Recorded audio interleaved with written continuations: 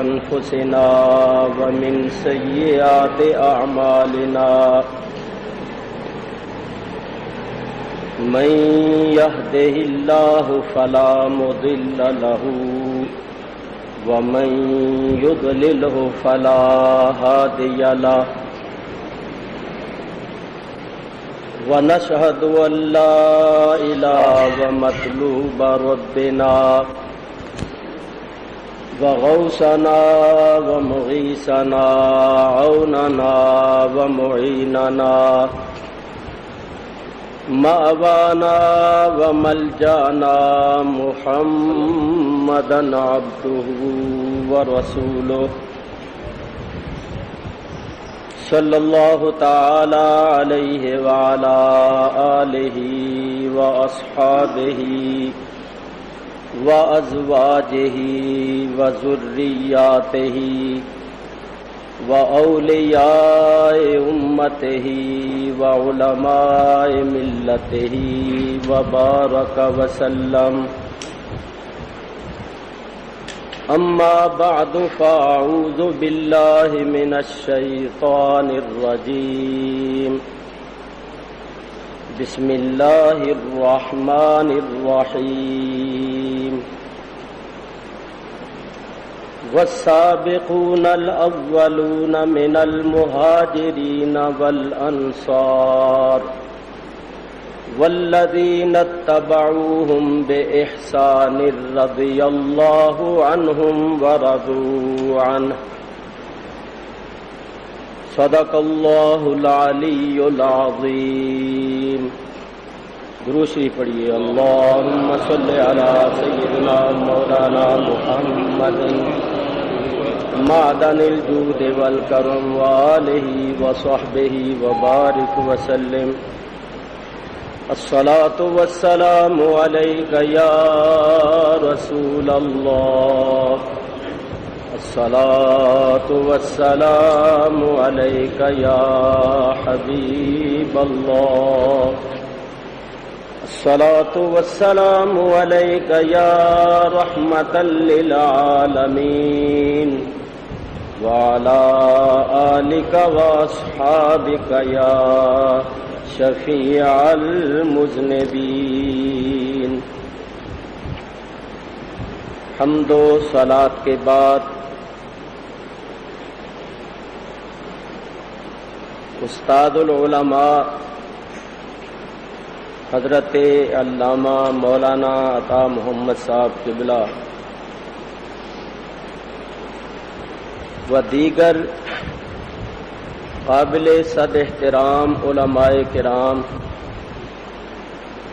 و بزرگان ملت و برادران اسلام، سیدنا امام الائمہ سراج الامہ امام اعظم امام ابو حنیفہ رضی اللہ تعالی عنہ کے چند فضائل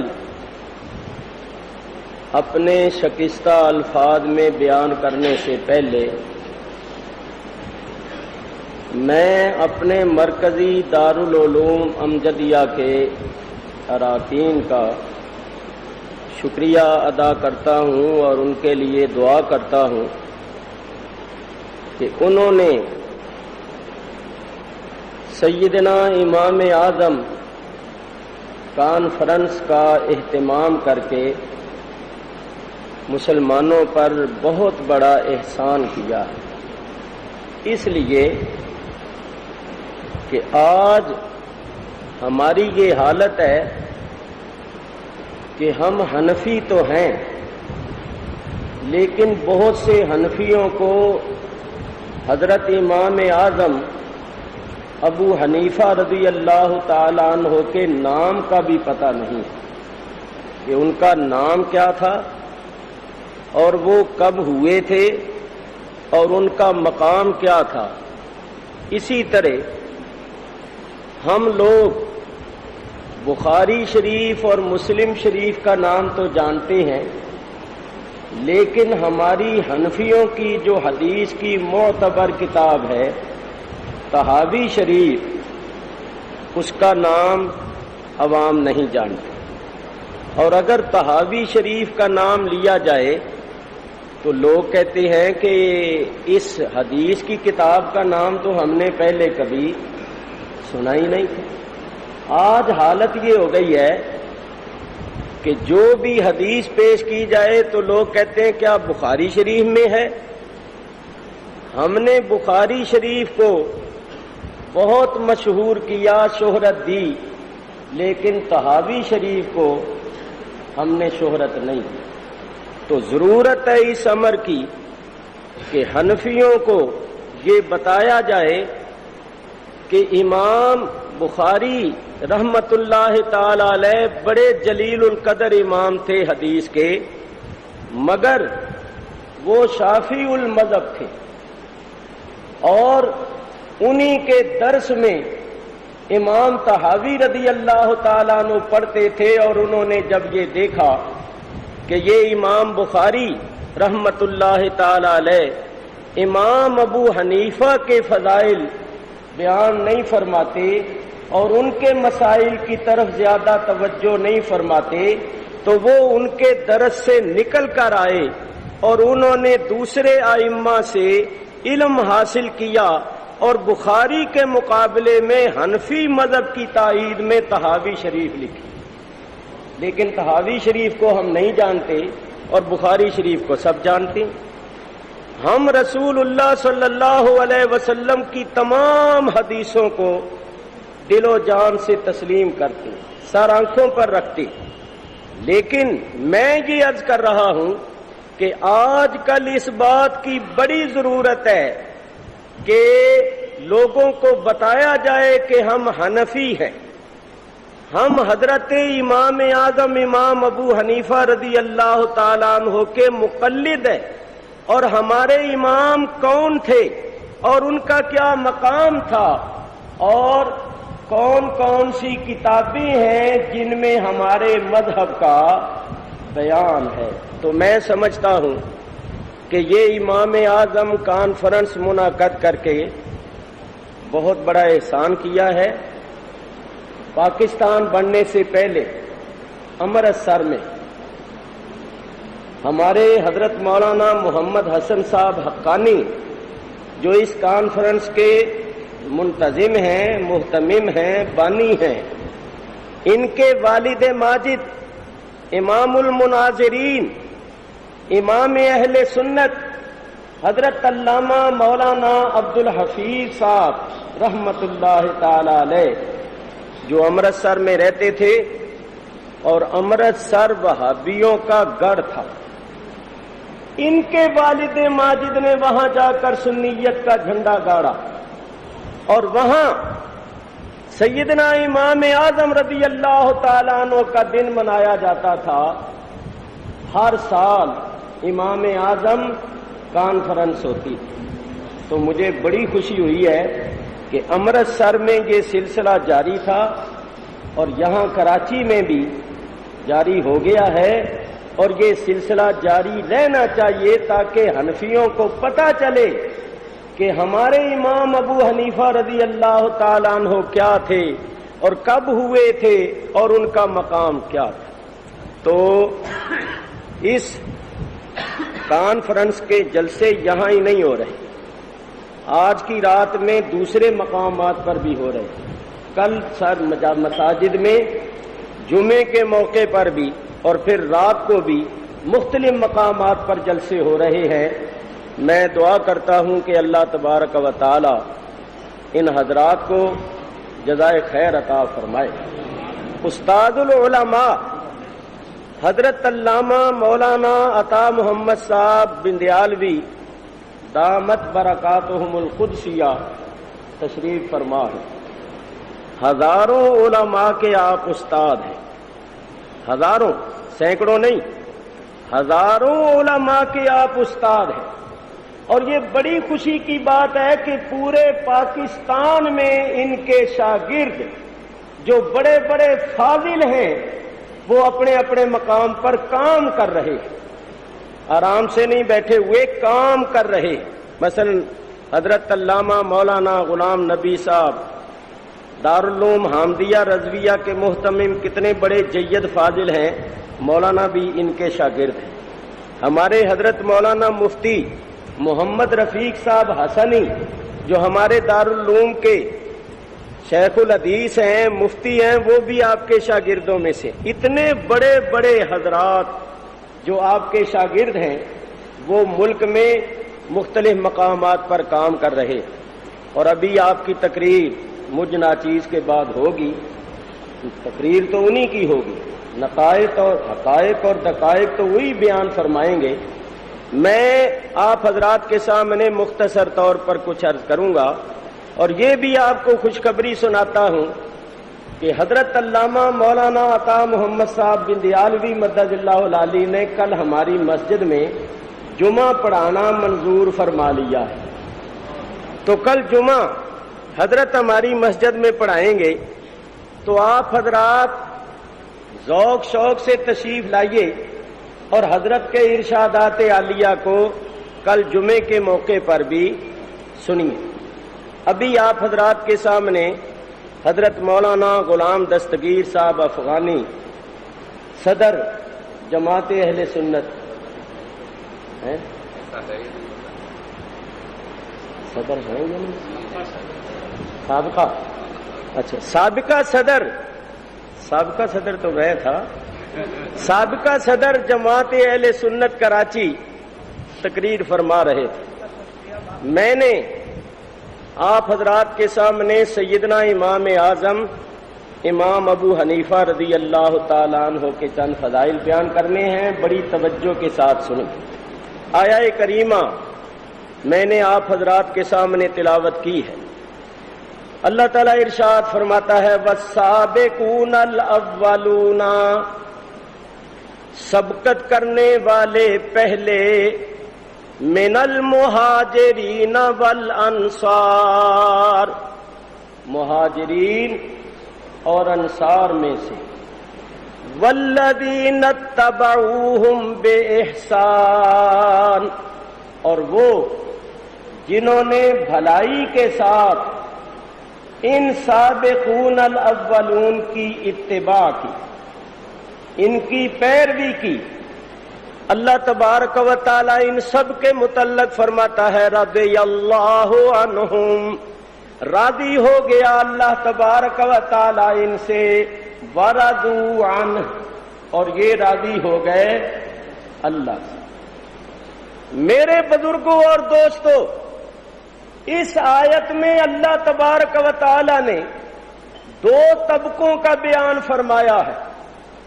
ایک طبقہ صحابہ کرام رضوان اللہ تعالی علیہم اجمعین کا وہ ہے جنہوں نے دین اسلام قبول کرنے اور ایمان لانے میں پہل کی اور سبقت کی، اور دوسرے وہ لوگ ہیں جنہوں نے بھلائی کے ساتھ ان سابقون الاولون صحابہ کی پیروی کی، اتباع کی، ان کے نقش قدم پر چلے۔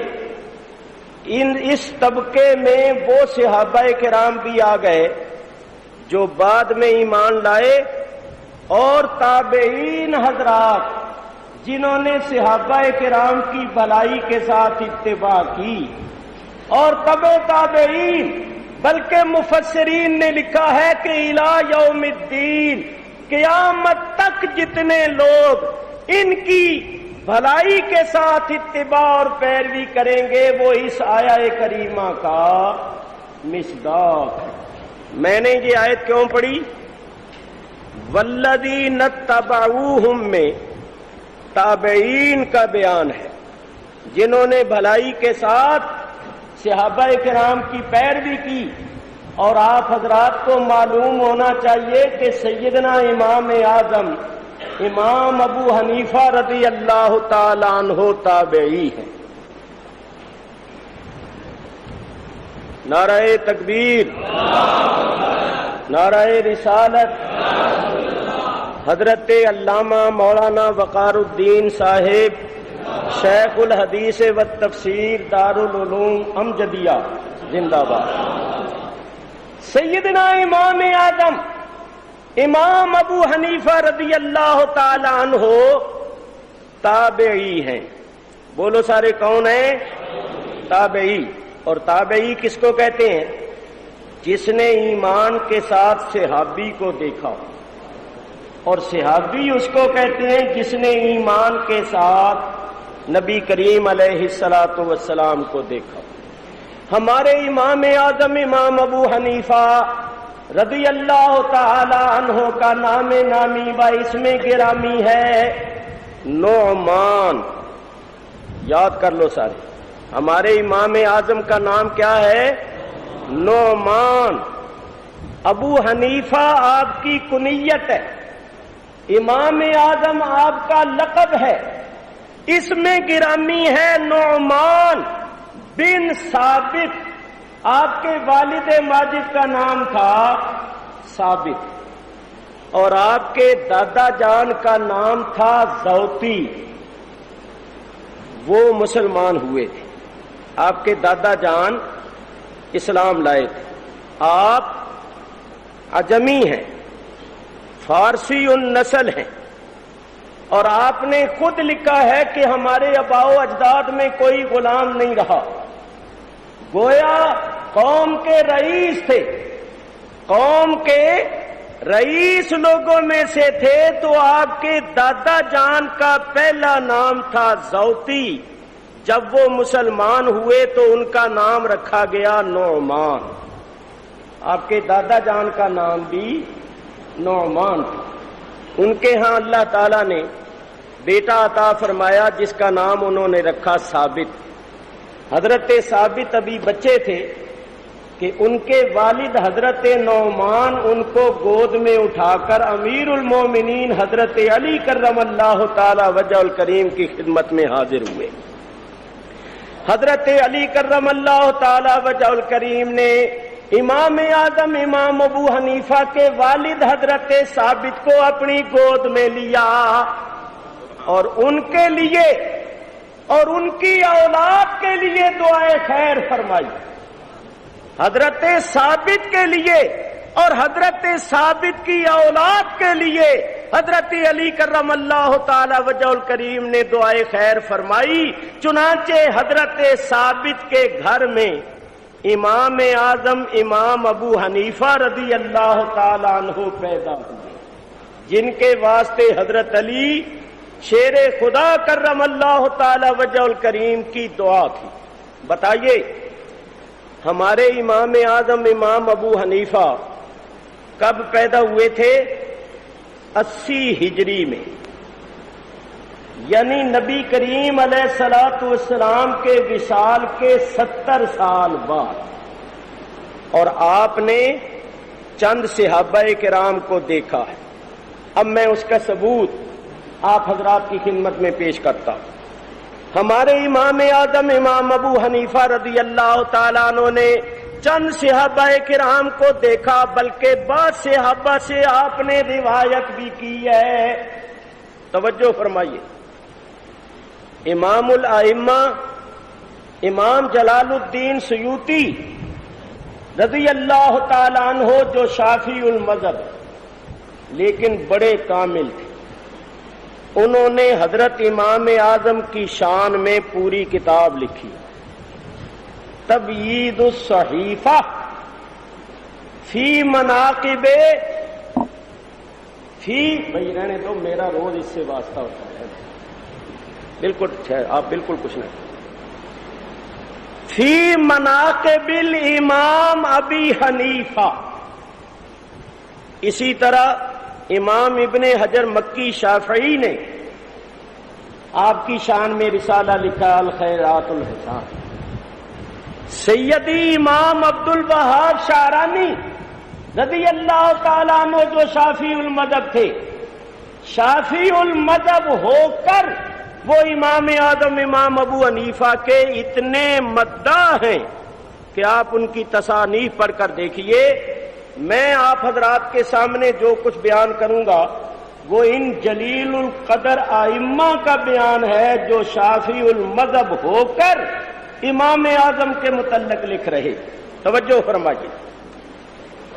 آپ تابعی ہیں، آپ کے تابعی ہونے کی امام دارقطنی جو صاحب سنن ہے، حدیث کی کتاب کے امام ہیں، اور امام ابن سعد جن کی کتاب طبقات ابن سعد، خطیب بغدادی، علامہ امام ذہبی، علامہ امام ابن حجر مکی اور حضرت علامہ علی قاری، امام جلال الدین سیوطی، امام یافعی، امام جزری صاحب تفسیر کشاف وغیرہ، ان سب نے اپنی اپنی کتابوں میں تصریح فرمائی ہے کہ حضرت امام اعظم امام ابو حنیفہ رضی اللہ تعالیٰ عنہ تابعی ہے۔ یعنی ان جلیل القدر اماموں نے اعتراف کیا، تصریح فرمائی ہے کہ امام صاحب تابعی ہے۔ چنانچہ میں آپ کے تابعی ہونے کا ثبوت پیش کر رہا ہوں۔ ابو معشر امام عبد الکریم بن عبد الصمد تبری، وہ بھی شافعی ہے۔ وہ اپنی کتاب میں ائمہ کا ذکر کرتے ہیں، جہاں انہوں نے امام اعظم امام ابو حنیفہ کا ذکر کیا وہاں فرماتے ہیں قال الامام ابو حنیفہ لقیت من اصحاب النبی صلی اللہ علیہ وسلم۔ وہ فرماتے ہیں خود امام ابو حنیفہ نے بیان فرمایا کہ میں نبی کریم علیہ الصلاۃ والسلام کے اصحاب سے ملا۔ ان اصحاب میں سے کون کون ہے؟ وَهُمْ أَنَسُ بْنُ مَالِكٍ وَعَبْدُ اللَّهِ بْنُ أُنَيْسٍ۔ ایک تو حضرت انس بن مالک ہے، دوسرے عبداللہ بن انیس ہے، میں ترجمہ کر کے آپ کو بتاتا جاتا ہوں، تیسرے حضرت عبداللہ بن جز الزبیدی، اور چوتھے حضرت جابر بن عبداللہ انصاری، اور پانچویں حضرت معقل بن یسار، اور چھٹے حضرت واصلہ بن اسقا، اور آٹھویں صحابیہ حضرت عائشہ بنت عجرد رضی اللہ تعالیٰ عنہم اجمعین۔ یہ ایک امام نے لکھا ہے اور دوسرے اماموں نے اور صحابہ کے نام بھی لکھے ہیں جن سے حضرت امام اعظم امام ابو حنیفہ رضی اللہ تعالیٰ عنہ نے ملاقات فرمائی ہے۔ حضرت انس بن مالک سے آپ نے 3 حدیثیں روایت فرمائی۔ امام اعظم امام ابو حنیفہ نے 3 حدیثیں حضرت انس بن مالک سے روایت فرمائی۔ امام اعظم فرماتے ہیں میں نے حضرت انس بن مالک سے سنا، اور حضرت انس بن مالک رضی اللہ تعالیٰ عنہ فرماتے ہیں میں نے رسول اللہ صلی اللہ علیہ وسلم سے سنا۔ کیا؟ حضور نے ارشاد فرمایا الدال علی الخیر کفاعلہ، کہ جو نیکی کا راستہ بتاتا ہے اس نیکی کے راستے بتانے والے کو اتنا ہی ثواب ملتا ہے جتنا کہ نیکی کرنے والے کو ثواب ملتا ہے۔ کوئی نیکی کا راستہ بتائے تو اس کے بتانے پر جو نیکی کرتے ہیں جتنا ان کو ثواب ملتا ہے اتنا مجموعی طور پر ثواب اس کو ملتا ہے جو نیکی کا راستہ بتاتا ہے۔ اس حدیث کے راوی ہمارے امام اعظم امام ابو حنیفہ، اور آپ نے یہ حدیث حضرت انس بن مالک رضی اللہ تعالیٰ عنہ سے سنی۔ دوسری حدیث، یہ حدیث جو عام پڑھی جاتی ہے طلب العلم فریضۃ علی کل مسلم، اس حدیث کے راوی بھی امام اعظم امام ابو حنیفہ، اور امام صاحب فرماتے ہیں کہ میں نے یہ حدیث نبی کریم علیہ الصلوۃ والسلام کے صحابی حضرت انس بن مالک سے سنی ہے، اور حضرت انس بن مالک فرماتے ہیں میں نے یہ حدیث نبی پاک علیہ الصلوۃ والسلام سے سنی۔ تیسری حدیث، یہ حدیث بھی امام اعظم امام ابو حنیفہ نے روایت فرمائی، فرماتے ہیں میں نے یہ حدیث حضرت انس سے سنی اور حضرت انس فرماتے ہیں میں نے یہ حدیث رسول اللہ سے سنی. کیا حدیث ہے؟ ان اللہ یحب اغاثۃ اللحفان.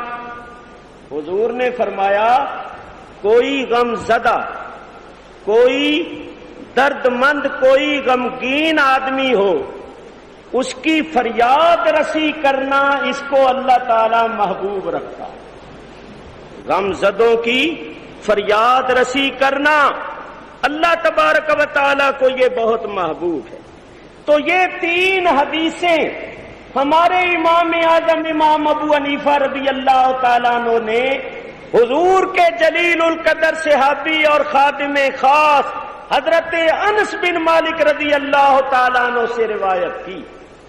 تو ہمارے امام صاحب نے حضرت انس بن مالک کو دیکھا بھی اور ان سے حدیثیں بھی روایت فرمائی. آگے چلیے، ہمارے امام صاحب نے اور کن حضرات سے حدیثیں بیان فرمائی. دیکھیے، حضرت واصلہ بن اسقا رضی اللہ تعالیٰ عنہ نبی کریم کے صحابی، امام صاحب فرماتے ہیں میں نے حضرت واصلہ سے حدیث سنی اور حضرت واصلہ فرماتے ہیں میں نے نبی پاک علیہ الصلوۃ والسلام سے سنا. حضور علیہ الصلوۃ والسلام نے فرمایا دع ما یریبک، دع ما یریبک الی ما لا یریبک. حضور فرماتے ہیں جو چیز تجھے شک میں ڈالے اس کو چھوڑ دے اور اس چیز کی طرف آ جا جو تجھے شک میں نہ ڈالے. یعنی جو چیزیں شکوک و شبہات پیدا کرنے والی ہیں ان کو چھوڑ دو، اور جن میں شکوک و شبہات نہیں ہے ان کی طرف آؤ اور ان کو قبول کرو اور ان پر عمل کرو. اس حدیث کے راوی بھی ہمارے امام اعظم ہیں اور انہوں نے حضرت واصلہ سے یہ حدیث سنی اور حضرت واصلہ فرماتے ہیں میں نے حضور سے سنی. اور سنیے، ہمارے امام اعظم امام ابو حنیفہ رضی اللہ تعالیٰ عنہ کوفے میں پیدا ہوئے تھے، کوفے میں رہتے تھے. تو امام صاحب خود فرماتے، امام اعظم فرماتے ہیں میری عمر 14 سال کی تھی 94 ہجری میں کوفے میں حضرت عبداللہ بن انیس رضی اللہ تعالیٰ عنہ تشریف لائے. امام صاحب فرماتے ہیں میں ان کو ملا، نبی کریم کے صحابی حضرت عبداللہ بن انیس کو میں ملا. میری عمر 14 سال کی تھی اور وہ 94 ہجری میں کوفے میں تشریف لائے تھے. تو میں نے ان سے ایک حدیث سنی. حضور علیہ الصلوۃ والسلام نے ارشاد فرمایا، حضرت عبداللہ بن انیس نے کہا کہ میں نے نبی کریم سے سنا، حضور نے فرمایا حبک الشیء یعمی و یسم، کہ کسی چیز کی محبت جو ہوتی ہے وہ محب کو محبوب کا عیب دیکھنے سے اندھا اور بہرا بنا دیتی. حضور نے محبت کی نشانی بیان فرمائی کہ محبت کی نشانی یہ ہے کہ محب جو ہوتا ہے نہ وہ اپنے محبوب کا عیب سن سکتا ہے اور نہ وہ اپنے محبوب میں کوئی عیب دیکھتا ہے. گویا عیب سننے سے اس کے کان بہرے ہو جاتے ہیں اور عیب دیکھنے سے اس کی آنکھیں اندھی ہو جاتی ہیں. یہاں میں ایک بات اشارتاً عرض کرتا ہوں، ذرا توجہ سے سنیے. حضور کے اس فرمان کا مطلب یہ ہے کہ اگر محبوب کے اندر عیب ہو بھی تو محب کو وہ عیب نظر نہیں آئے. لوگوں کے نزدیک وہ عیب ہوگا مگر محبت والی آنکھ کے نزدیک وہ عیب نہیں ہوگا. چنانچہ ایک دو مثالیں بھی پیش کروں. ایک شخص کے محبوب کے چہرے پر چیچک کے داغ تھے. لوگوں نے کہا تو نے عجیب محبوب ڈھونڈا ہے، کوئی تجھے صاف چہرے والا محبوب ہی نہیں ملا. جس پر تو مرتا ہے، جس پر تو عاشق ہے، اس کا چہرہ تو دیکھ، چہرے پر چیچک کے داغ ہیں. لوگوں کے نزدیک یہ عیب تھا مگر اس محب نے کہا کہ اے کاش تمہاری آنکھ دیکھنے والی ہوتی تو تمہیں پتہ چلتا. میرے محبوب کا چہرہ مثل چاند ہے، اور چاند اسی وقت اچھا لگتا ہے جبکہ اس کے ارد گرد چمکتے ہوئے تارے بھی ہوں۔ تو یہ میرے محبوب کا چہرہ جو ہے یہ چاند ہے، اور یہ چیچک کے داغ جو ہیں یہ میری نظر میں ستاروں سے کم نہیں۔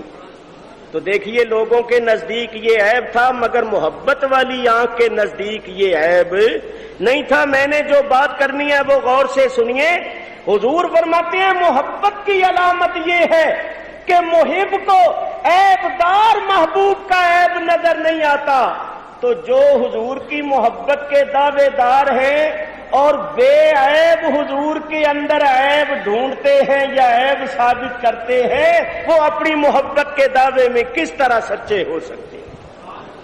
ارے میاں محبت کی علامت تو یہ ہے کہ عیب دار محبوب کا عیب نظر نہیں آتا، اور جن کو بے عیب میں عیب نظر آئے اور دعویٰ کرے محبت کا وہ جھوٹا ہے، سچا نہیں ہو سکتا۔ محبت کے دعوے میں سچے وہ لوگ ہیں جو حضور کو بے عیب مانتے ہیں۔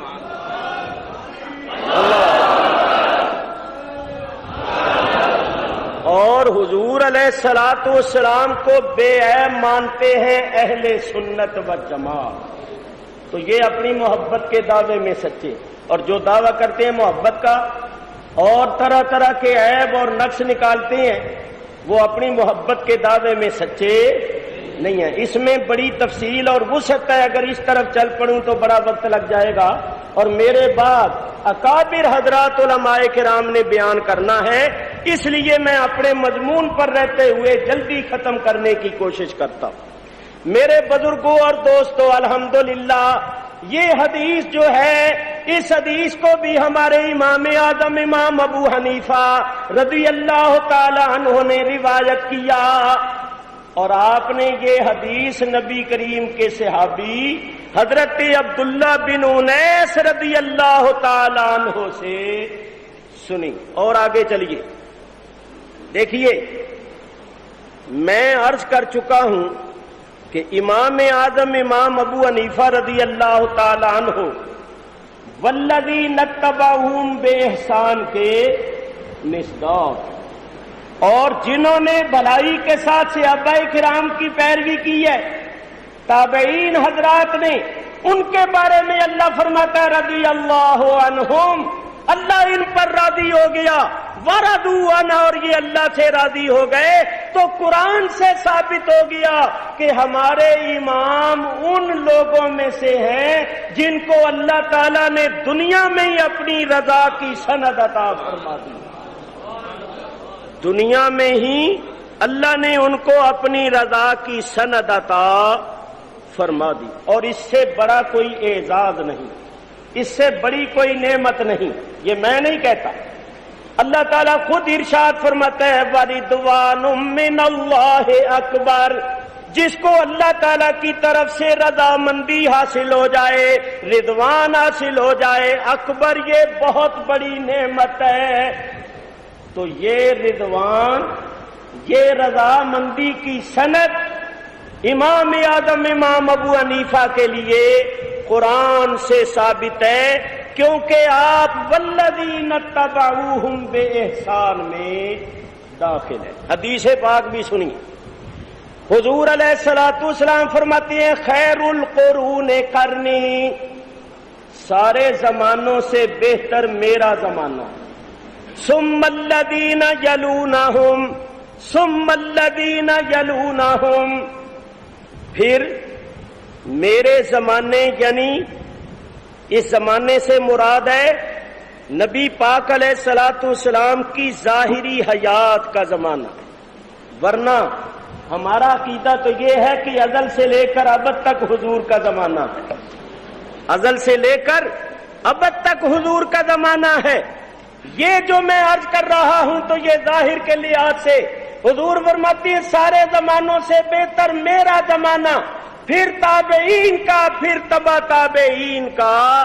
تو حضرت امام اعظم تابعین ہیں، حدیث سے بھی ثابت ہوا کہ آپ خیر القرون میں ہوئے، زمانہ بھی خیر کا تھا، اور حضرت امام صاحب خود بھی صاحب خیر دیکھیے آگے چلیے میرے بزرگوں اور دوستوں، ابھی حضرت مولانا غلام دستگیر، اللہ اکبر، نعرہ تکبیر، نعرہ رسالت، حضرت علامہ مولانا مفتی محمد حسین صاحب قادری مدد اللہ العالی، مفتی اعظم سندھ، آپ تشریف فرما ہیں، سکھر سے تشریف لائے ہیں، ہمارے بہت ہی قابل احترام بزرگوں اور دوستوں میں سے ہیں۔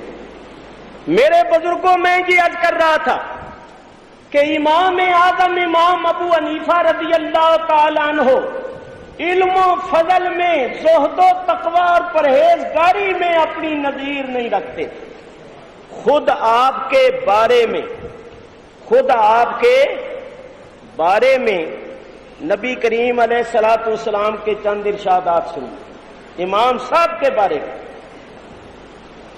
صحیح بخاری اور صحیح مسلم شریف کے اندر حدیث موجود ہے، حضرت ابو ہریرہ رضی اللہ تعالیٰ عنہ راوی، حضور علیہ الصلوۃ والسلام نے فرمایا لو کان العلم بالثریا، اگر علم ثریا ساتوں آسمانوں کے اوپر آخری کنارے پر بھی ہو تو لتناولہ من ابناء فارس، من ابناء الفارس، فارس میں پیدا ہونے والے چند مرد ایسے ہوں گے کہ اگر علم ثریا پر بھی ہو تو وہاں بھی جا کر اس کو لے آئے، وہاں بھی اس کو پالیں۔ ایک حدیث میں علم کا لفظ ہے اور ایک حدیث میں ایمان کا لفظ، لو کان الایمان، ایمان کو بھی پالیں گے، اور علم اسی کا ہی مفید ہوتا ہے جو صاحب ایمان ہو، بے ایمان کے پاس کتنا بھی علم ہو وہ مفید نہیں۔ اور اگر علم ہو اور وہ حق کا راستہ نہ بتائے تو وہ علم نہیں بلکہ جہالت۔ حضرت شیخ سعدی فرماتے ہیں علم کے راہ بحق نہ نماید جہالت است، جو علم حق کا راستہ نہیں بتاتا وہ علم نہیں ہے بلکہ وہ جہالت۔ شیطان سے بڑا عالم کون ہوگا؟ فرشتوں کا استاد تھا، معلم الملکوت۔ 6 لاکھ برس تک اس نے نمازیں پڑھی تھی، عبادت کی تھی، 6 لاکھ برس تک اللہ کی عبادت کی تھی، اور توحید کا قائل تھا۔ یہ بات ذرا اچھی طرح یاد رکھ، توحید کا قائل تھا۔ اس نے کسی کو اللہ کا شریک نہیں ٹھہرایا، اللہ کو ایک مانتا تھا، ایک جانتا تھا، کسی کو اس نے اللہ کا شریک نہیں ٹھہرایا۔ پھر مردود کیوں ہو گیا آپ سب جانتے ہیں کہ اس نے حضرت آدم علیہ السلام کی تعظیم نہیں کی، مقام آدم کو نہیں سمجھا۔ تو ذرا سوچو، جس نے مقام آدم کو نہیں سمجھا اس کا یہ حال ہوا، تو جو مقام مصطفیٰ صلی اللہ علیہ وسلم کو نہ سمجھے اور بڑا عالم ہو، بڑا عابد ہو، لاکھ توحید کے دعوے کرتا ہو، وہ کبھی مقبول نہیں ہو سکتا۔ مقبول وہ ہوتا ہے جو مقام مصطفیٰ کو سمجھے اور پھر اللہ تبارک و تعالیٰ کی عبادت کرے۔ اور اگر مقام کو نہیں سمجھتا، لاکھ عبادت کرے، لاکھ توحید کے دعوے کرے، لاکھ علم و فضل والا ہو، سب بیکار۔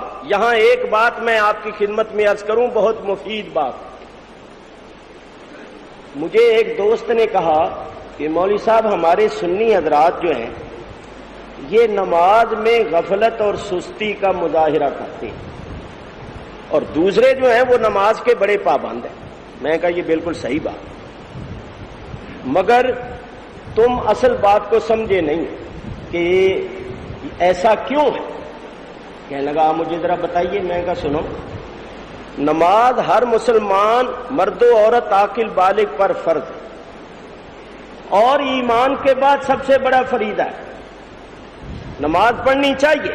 نماز بیمار کو معاف نہیں، میدان جنگ میں معاف نہیں، تو ہم تندرستوں کو کیسے معاف ہو جائے گی؟ اور امن چین کے ساتھ رہنے والوں کو کیسے معاف ہو جائے گی؟ نماز بہت ضروری ہے، نماز پڑھنی چاہیے، مگر وہ نماز کے پابند کیوں ہیں؟ اس لیے کہ نماز سے روکتا ہے شیطان۔ اور ان کو شیطان نماز سے نہیں روکتا، اس لیے وہ نماز کے بڑے پابند ہیں، کیونکہ روکنے والا کون ہے بولو؟ شیطان۔ اور ان کو نماز سے نہیں روکتا، کیوں؟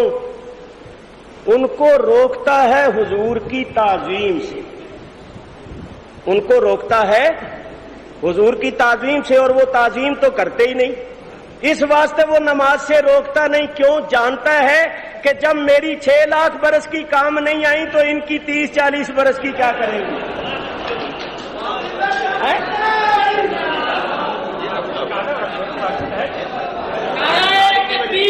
اللہ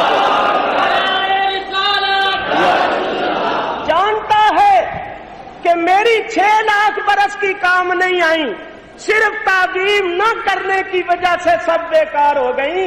جب میری 6 لاکھ برس کی کام نہیں آئی تو ان کی 30-40 برس کی کیا کریں گی؟ وہ کہتا ہے نمازیں خوب پڑھو، دبا کے پڑھو، میں تمہاری نمازوں سے نہیں ڈرتا، کوئی فکر نہیں، بس یہ بات ہے تعظیم نہ کرنا۔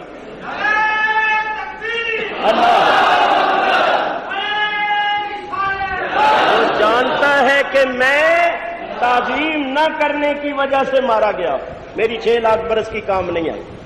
اور سنیوں کو وہ دیکھتا ہے کہ یہ تعظیم نہیں چھوڑتے، میں نے الٹا ہو کے زور لگا لیا ہے، جتنا میں زور لگاتا ہوں اتنی یہ تعظیم زیادہ کر رہے ہیں۔ پہلے تو کہیں کہیں میلاد شریف ہوتا تھا، گلی گلی، کوچے کوچے، دفتروں میں، بینکوں میں اور فیکٹریوں میں ہر جگہ میلاد شریف ہو رہا ہے، ہر جگہ سلام پڑھا جا رہا ہے، تو یہ تعظیم تو چھوڑتے نہیں، جتنا میں چھوڑنے کو کہتا ہوں اتنے زیادہ ہوتے جا رہے ہیں۔ تو کہتے ہیں تعظیم تو انہوں نے چھوڑنی نہیں، چلو نمازیں ہی چھڑواؤ، کچھ تو نقصان پہنچے گا نا، دشمن جو ہوا۔ تو وہ سنیوں کو روکتا ہے نمازوں سے اور ان کو روکتا ہے حضور کی تعظیم، انبیاء و اولیاء کی تعظیم سے۔ تو سنیوں، جس طرح اللہ تعالیٰ نے تمہیں ایمان کی دولت بخشی ہے، عقائد بڑے پیارے پیارے بخشے ہیں، اگر تم نماز کے بھی پابند ہو جاؤ، شریعت و سنت کے بھی پابند ہو جاؤ، تو خدا کی قسم اللہ کے پیارے بن جاؤ، اللہ کے محبوب بن جاؤ، تو نماز بھی باقاعدگی کے ساتھ پڑھا کرو۔ دیکھو دیکھو، ہمارے امام اعظم امام ابو حنیفہ رضی اللہ تعالیٰ عنہ کی یہ شان ہے، آپ نے 40 سال عشاء کے وضو سے فجر کی نماز پڑھی، 40 سال۔ اور بعض بزرگان دین چشمدید واقعات بیان فرماتے ہم نے دیکھا کہ امام صاحب نے صبح کے وقت بڑے صاف ستھرے کپڑے پہنے، خوشبو لگائی اور درس دینا شروع کیا، علماء کو، فقہا کو درس دینا شروع کیا۔ زور کا وقت ہو گیا، زور کی نماز پڑھی، باقاعدہ جماعت کے ساتھ نماز پڑھے، فارغ ہو کر پھر درس دینا شروع کر دیا۔ عصر ہو گئی، عصر کی نماز جماعت کے ساتھ پڑھی، پھر درس دینا شروع کر دیا۔ مغرب ہو گئی، مغرب کے بعد نماز سے فارغ ہو کر پھر درس دینا شروع کر دیا، عشاء تک درس دیا۔ تو وہ صاحب کہتے ہیں میں نے خیال کیا کہ اب میں دیکھوں گا کہ سارا دن انہوں نے محنت کی ہے، درس دیا، اب رات کیسے گزارتے ہیں۔ رات کو امام صاحب عبادت میں لگے، ساری رات عبادت میں گزاری۔ آپ کی یہ عادت تھی کہ ایک رکعت میں پورا قرآن شریف ختم کرتے، اور یہ کس کی سنت؟ یہ سنت ہے حضرت عثمان غنی رضی اللہ عنہ۔ 4 بزرگوں نے، آپ سے پہلے 4 بزرگوں نے ایک رکعت میں قرآن شریف ختم کیا تھا۔ ایک حضرت عثمان غنی رضی اللہ تعالی، یہ بھی حضور کے جلیل القدر صحابی، آپ سب جانتے ہیں۔ دوسرے حضرت تمیم داری رضی اللہ تعالی، یہ بھی صحابی رسول ہے۔ تیسرے حضرت سعید بن جبیر، اور چوتھے وہ جو بہت بڑے عابد و زاہد تھے جن کا ذکر ہے بخاری شریف میں، حضرت جریج۔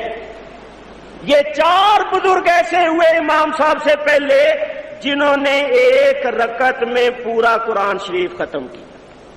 تو امام صاحب ساری رات نفل پڑھتے رہے. ایک رکعت میں پورا قرآن ختم کیا یہاں تک کہ فجر کی اذان ہو گئی. پھر آپ نے اسی طرح فجر کی نماز پڑھی اور خوشبو وغیرہ لگا کر پھر درس دینا شروع کر دیا. پھر سارا دن درس دیتے رہے. پھر دوسری رات آئی اور وہ بزرگ کہتی ہے میں نے دیکھا کہ اب دیکھوں. 2 دن گزر گئے ہیں, دوسری رات آ گئی, آپ آرام کرتے ہیں یا نہیں کرتے؟ امام صاحب نے پھر ساری رات عبادت میں گزار دی. وہ صاحب کہتے ہیں میں آپ کو عبادت کرتا ہوا چھوڑ گیا اور صبح کے وقت میں آیا تو اسی طرح عبادت میں تھا. 3 دن میں نے دیکھا تو میں نے پڑھ کر عرض کیا کہ حضور آپ آرام کس وقت کرتے ہیں؟ تو فرمایا تو نے جو کچھ میری حالت دیکھی ہے کسی سے بیان نہ کرنا, کسی سے بیان نہ کرنا. بعد ائمہ نے لکھا ہے کہ یہ آپ کی کرامت تھی, معجزہ تھا. 40 سال تک لیٹنا تو کیا, آپ نے اپنی کمر بھی سیدھی نہیں کی. اتنی عبادت اور ریاضت. جس جگہ آپ کا وصال ہوا اس جگہ آپ نے 7000 مرتبہ قرآن شریف ختم کیا. یہ آپ کے زہد, آپ کی عبادت کا عالم. رمضان المبارک میں آپ 61 قرآن شریف ختم کرتے ہیں. خود نماز تراویح پڑھاتے تھے. نماز تراویح میں ایک قرآن شریف ختم کرتے سارے مہینے, اور جب تراویح ختم ہو جاتی تو پھر ایک قرآن شریف رات کو ختم کرتے اور ایک قرآن شریف دن کو ختم کرتے. ایک قرآن شریف دن کو اور ایک رات کو, اور ایک نماز تراویح میں. رمضان کے مہینے میں آپ نے 61 قرآن شریف ختم کیے. یہ ایک سال نہیں, ہر سال کا یہ معمول. تو عابد اور زاہد ہونے میں اور تقوی و پرہیزگاری کا یہ عالم تھا کہ آپ بہت بڑے تاجر تھے, کپڑے کا کاروبار کرتے, لاکھوں روپے کا کاروبار, نوکر رکھے ہوئے تھے وہ کام کرتے. ایک مرتبہ کپڑا آیا بنا ہوا تو ایک تھان میں نقص تھا, کپڑے میں نقص تھا. تو آپ نے اپنے اس خادم سے, سیل مین سے جو آگے بیچتا تھا فروخت کرتا تھا, اس سے تاکید کی کہ یہ تھان جس کو دو گے دینے سے پہلے, اس تھان کو بیچنے سے پہلے یہ نقص اس کو دکھا دینا. اس نے کہا جی بہت اچھا. کپڑا بکتا رہا. ایک ایسا بیپاری آیا, اس نے تھوک کپڑا خریدا, بہت سا مال خریدا, وہ تھان بھی چلا گیا. اور بیچنے والے کو وہ نقص بتانا یاد نہ رہا. تو اس زمانے میں یہ کیش میں منہ تھوڑے کاٹے جاتے, انکم ٹیکس کا حساب کتاب رکھنا تھوڑا ہوتا ہے. باہر صورت امام صاحب تشریف لائے 8-10 روز کے بعد. فرمایا کتنی بکری ہوئی ہے؟ اس نے کہا جی 50,000 کی. فرمایا وہ تھان بھی بک گیا؟ جی ہاں وہ بھی بک گیا. تو وہ نقص بتایا تھا؟ حضرت وہ تو مجھے یاد نہیں رہا, کپڑوں میں چلا گیا. وہ یہ معلوم ہے کہ وہ تھان کون لے کر گیا؟ یہ بھی معلوم ہے. تو فرمایا اس 50,000 روپے کو الگ رکھ, چند دن اس کا انتظار کر. اگر وہ تھان لے کر آ جائے کہ اس میں نقص ہے تو ٹھیک. انتظار کیا گیا, وہ کوئی نہیں آیا. تو آپ نے فرمایا چونکہ ان پیسوں میں اس تھان کے بھی پیسے ہیں جس تھان میں نقص تھا, اور وہ نقص بتائے بغیر بک گیا ہے, لہذا ان پیسوں کو لینا اور ان کا کھانا میرے لیے اب جائز نہیں ہے. آپ نے وہ 50,000 روپیہ ہی اللہ کی راہ میں صدقہ کر. یہ آپ کے تقوی اور پرہیزگاری کا عالم تھا. عبادت اور ریاضت کا عالم میں نے بہت مختصر طور پر آپ کو بتایا ہے. میں یہ بتا رہا تھا کہ امام صاحب کی شان میں خود نبی کریم علیہ الصلوۃ والسلام کے ارشادات سنی. برا ہو اس تعصب کا. تعصب جو ہے یہ بہت بری چیز ہے.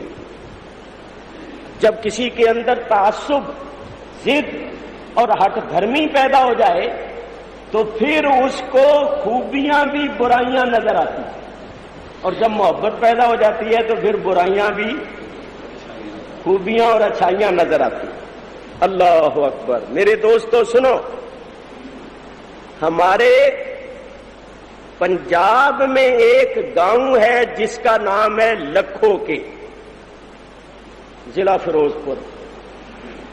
لکھو کے میں بہت بڑا ایک علمی گھرانہ ہوا ہے. حضرت مولانا محمد بارک اللہ صاحب رحمت اللہ علیہ، وہ سنی اور حنفی تھے. انہوں نے اپنے بیٹے کا نام رکھا محمد اور اس کو دہلی میں پڑھنے کے لیے بھیج دیا. وہ مولوی نذیر حسین صاحب دہلی کے پاس گیا اور اس نے حدیث پڑھی. وہ تھا وہابی، بیٹا جو تھا وہ وہابی ہو. مولوی بارک اللہ صاحب سنی تھے اور بیٹا جو تھا چونکہ وہابیوں کے پاس بھیج دیا پڑھنے کے لیے، تو جیسی تربیت ویسا ہی نتیجہ نکلنا تھا، وہ ہو گیا وہابی. چنانچہ مولوی محمد صاحب جو وہابی ہو گئے، انہوں نے تفسیر لکھی ہے پنجابی زبان میں، اس کا نام ہے تفسیر محمدی. اور لکھو کے میں دارالعلوم قائم کیا، اس کا نام رکھا جامعہ محمدیہ. وہ لوگ وہاں سے ہجرت کر کے اکاڑے میں آئے. اب وہ جامعہ محمدیہ اکاڑے میں، اس لیے میں ان کی ساری تاریخ کو جانتا ہوں. چنانچہ اس مولوی محمد صاحب نے تفسیر لکھی نا محمدی، تو اس کے جواب میں ہمارے ایک سنی عالم ہوئے لاہور میں، حضرت مولانا نبی بخش صاحب حلوائی. انہوں نے جواب میں تفسیر لکھی پنجابی زبان میں، اس کا نام رکھا تفسیر نبوی. اس تفسیر میں مولوی نبی بخش صاحب لکھتے ہیں، ابدل وابوں چلی بیماری تے لکھوں کے آن بچ آئی. یہ پنجابی کا شعر. ابدل وابوں، آہو عبدل وہابوں چلی بیماری. بیماری کہاں سے چلی؟ عبدل وہابوں چلی بیماری تے لکھوں کے آن بچ آئی. تے لکھوں کے آن وچوں نکل کے پھر پنجاب دے گھر گھر آئی چھائی. یہ پہلا شعر جو ہے. یہ دوسرا تو میں نے ایسے ہی تک بندی کر دی، گھر گھر انہوں نے کیا پہنچنا ہے، کیا پہنچا سکتے ہیں. اچھا، اب وہ مولوی محمد صاحب جو تھے نا لکھوں کے والے، ان کے بیٹے ہیں مولوی معین الدین لکھوی، جو ممبر ہے مجلس شورا. ہمارے مفتی صاحب آپ سمجھ جائیں. تو دیکھو، مولوی محمد بارک اللہ جو تھے وہ سنی تھے، اور انہوں نے خود ان کی کرامتیں دیکھی. کیسے؟ ان کو دفن کر دیا گیا. 40 سال کے بعد وہ خواب میں ملے کہ میری قبر میں پانی آ گیا ہے، تو مجھے یہاں سے کسی اور جگہ منتقل کرو. یہ تھے وہابی. اولاد اگوں ہو گئی نا وہابی، وہ منن نہ، وہ مانتے نہیں. لیکن اب وہ کہیں کس کو؟ پھر وہ گاؤں کے لوگوں کو ملے خواب میں جو سنی حنفی، کہ بھئی میں ان کو کہتا ہوں یہ تو مانتے نہیں، تم ہی عمل کرو. پھر انہوں نے ان کو کہا کہ حضرت صاحب تمہیں بھی خواب میں ملے، تم عمل نہیں کرتے ہو تو ہم کریں گے. جب انہوں نے کہا نا ہم کریں گے تو یہ کہنے لگے نہیں ہم ہی کرتے. چنانچہ سارا گاؤں گواہ ہے کہ 40 سال کے بعد جب قبر کھودی گئی تو حضرت مولانا حافظ محمد بارک اللہ صاحب کا کفن بھی میلا نہیں ہوا. 40 سال کے بعد ان کا جسد مبارک اسی طرح تر و تازہ اور سلامت تھا، کیونکہ وہ پکے سنی اور حنفی تھے. انہوں نے ایک پنجابی زبان میں کتاب لکھی ہے جس کا نام ہے انواع بارک اللہ. انواع وہ میرے پاس موجود. اس کے حاشیے پر چند کتابیں ہیں، کچھ عربی میں ہیں کچھ فارسی میں ہیں. تو مولوی محمد بارک اللہ صاحب نے اس کتاب کے حاشیے پر ایک جلیل القدر امام کا لکھا ہوا رسالہ حاشیے پر چھپا ہے جس کا نام ہے انتصار الایمان فی مناقب حضرت نعمان. اس رسالے کے اندر یہ حدیث لکھی ہے اور کئی سندوں سے لکھی، کئی سندوں سے. اور یہ بھی لکھا ہے کہ اس حدیث کو سب سے پہلے تعصب کی وجہ سے ابن تیمیہ وغیرہ نے ضعیف اور موضوع قرار دیا ہے. پہلے سارے ائمہ کے نزدیک یہ حدیث مسلم تھی اور سب اس کو مانتے. وہ میں حدیث آپ حضرات کی خدمت میں پیش کر رہا ہوں. کتاب میرے پاس موجود ہے، انتصار الایمان، جو انواع بارک اللہ کے حاشیے پر ہے. حدیث سنو. حضور علیہ الصلوۃ والسلام نے ارشاد فرمایا سَيَكُونُ فِي أُمَّتِي رَجُلٌ، ان قریب میری امت میں ایک مرد ہوگا، اسمہ نعمان وَكُنِيَّتُهُ أَبَا حنیفہ، اس کا نام ہوگا نعمان اور اس کی کنیت ہوگی ابو حنیفہ. یحیی اللہ بیدہ سنتی، اللہ اس کے ہاتھ پر میری سنت کو زندہ کرے. پھر حضور نے 3 مرتبہ فرمایا وَهُوَ سِرَاجُ أُمَّتِي وَهُوَ سِرَاجُ أُمَّتِي وَهُوَ سِرَاجُ أُمَّتِي، وہ میری امت کا آفتاب ہوگا، وہ میری امت کا آفتاب ہوگا، روشن چراغ ہوگا. چنانچہ نبی پاک علیہ الصلوۃ والسلام کا یہ فرمان ثابت ہوا کہ آج دنیا کے کونے کونے میں اس آفتاب کی روشنی پہنچی ہوئی. اللہ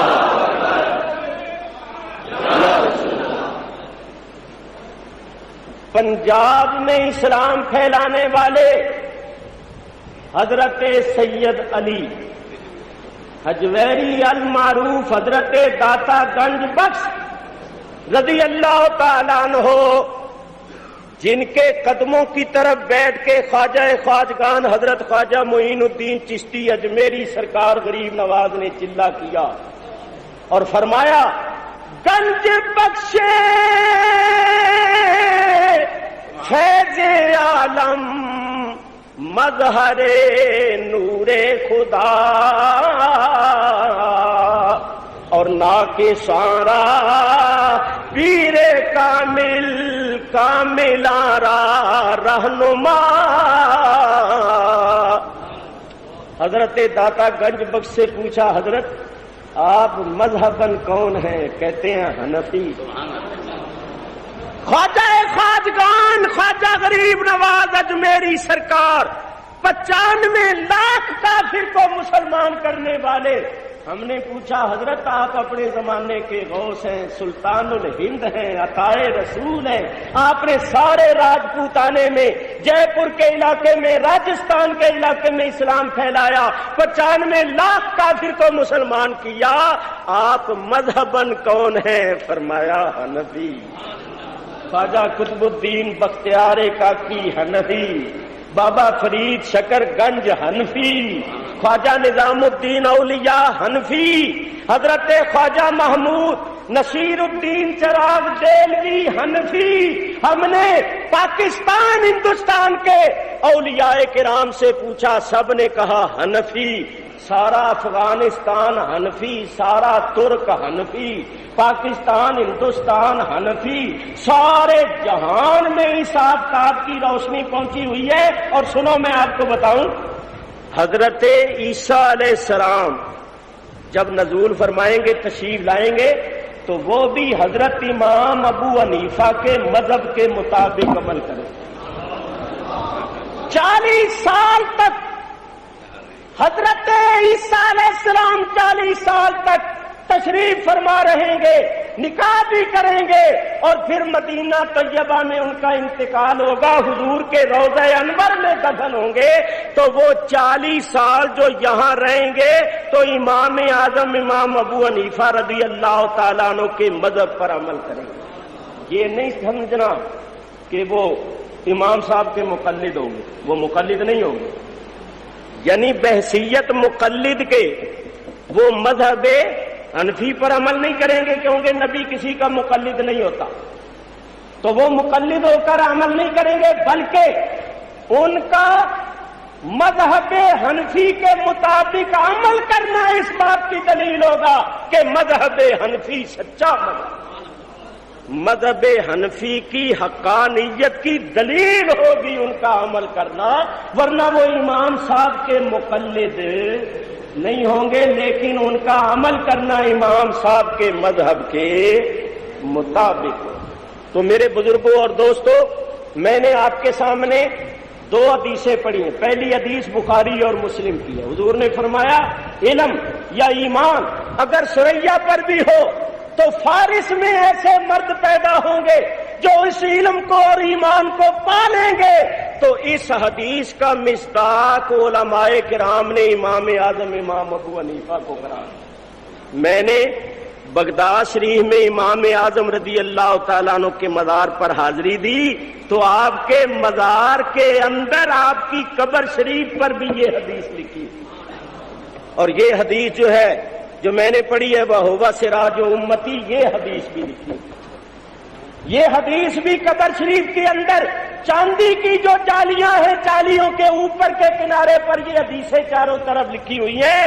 تو سرکار نے ارشاد فرمایا کہ میری امت میں ایک مرد ہوگا جس کا نام ہوگا نعمان، کنیت ہوگی ابو حنیفہ، اللہ تعالیٰ اس کے ہاتھ پر میری سنت کو زندہ کرے گا اور وہ میری امت کا آفتاب ہوگا۔ یہ 3 مرتبہ سرکار نے بیان فرمایا۔ تو نبی کریم نے بشارتیں دی ہیں، اسی واسطے آپ کا لقب ہے سراج الامہ، امت کے سراج، اور سراج کا معنی ہے آفتاب۔ آفتاب کی روشنی جس طرح ہر جگہ پہنچتی ہے، آپ کا اللہ کے فضل و کرم سے اجتہاد اور آپ کا مذہب کونے کونے میں پہنچا، اور جس طرح آفتاب سے ستارے روشن ہوتے ہیں، ہزاروں علماء پیدا ہوئے احناف میں جو لوگوں کو مستفیض فرما رہے ہیں۔ میں نے آپ کے سامنے کیا بیان کیا؟ آپ تابعی تھے، صحابہ کو دیکھا، ان سے روایتیں کی، اور سنو 4000 آپ کے استاد ہیں جو تابعی، 4000 تابعین ائمہ اور مشائخ سے آپ نے علم حاصل کیا ہے۔ اب سنو میں ایک بات بتاؤں، ہمارے امام صاحب سے لے کر نبی کریم تک کتنی سندیں، کتنے واسطے؟ امام صاحب نے دیکھا صحابہ کو، چلو چند صحابہ کو دیکھا، یہ تو مانو گے نا 4000 تابعین سے علم حاصل کیا۔ یہ بات دھیان سے سننا، ہمارے امام صاحب نے کنوں سے حاصل کیا؟ تابعین سے، اور تابعین نے صحابہ کرام سے، اور صحابہ کرام نے نبی کریم سے۔ اس سند میں تو کوئی گڑبڑ ہو ہی نہیں سکتی، کیونکہ آپ نے علم حاصل کیا، سب کچھ دیکھا، تابعین کو دیکھا، انہی سے حاصل کیا، اور تابعین نے صحابہ کو۔ اور یہ جو حدیث کی کتابیں ہیں، یہ تو کوئی 250 سال بعد، کوئی 300 سال بعد، کوئی 400 سال بعد لکھی گئی، اس کی سند میں تو ذوق ہو سکتا ہے، امام صاحب کی سند میں تو ذوق کا سوال ہی نہیں۔ انہوں نے تو حاصل کیا تابعین سے، اور تابعین نے صحابہ سے، اور صحابہ نے نبی کریم سے۔ تو ہمارے امام صاحب کی سند میں کوئی ضعف ہو ہی نہیں سکتا۔ چنانچہ دیکھو ابن ماجہ شریف میں حدیث ہے، میں صرف ایک بات کرتا ہوں، ان اہل علم حضرات کے سامنے لب کشائی کرنا عادت کے خلاف ہے، مگر ایک بات، یہ جو ہے نا حدیث کہ امام کی قرات مقتدی کی قرات ہے، ابن ماجہ شریف میں حدیث ہے، حضور علیہ الصلوۃ والسلام ارشاد فرماتی ہے من کان لہ امام فقراۃ الامام لہ قراۃ، جس کو جو امام کے پیچھے نماز پڑھے تو امام کی قرات یہ مقتدی کی قرات۔ یہ حدیث ہمارے امام اعظم امام ابو حنیفہ رضی اللہ تعالیٰ عنہ نے بھی بیان فرمائی، امام محمد نے اس کو نقل کیا، ابن ماجہ میں بھی یہ حدیث ہے۔ تو بڑا لطیفہ ہے، ذرا غور سے سنیے۔ ایک جگہ یہ حدیث میں نے پڑھی تو ایک طالب علم آ گیا، میر پور خاص کا واقعہ، کہنے لگا ابن ماجہ کی جو یہ حدیث ہے، اس حدیث کی سند میں کلام ہے، ایک راوی ضعیف ہے۔ میں نے کہا ابن ماجہ کب ہوئے تھے؟ امام ابن ماجہ جنہوں نے یہ حدیث کی کتاب جمع کی ہے وہ کب ہوئے تھے؟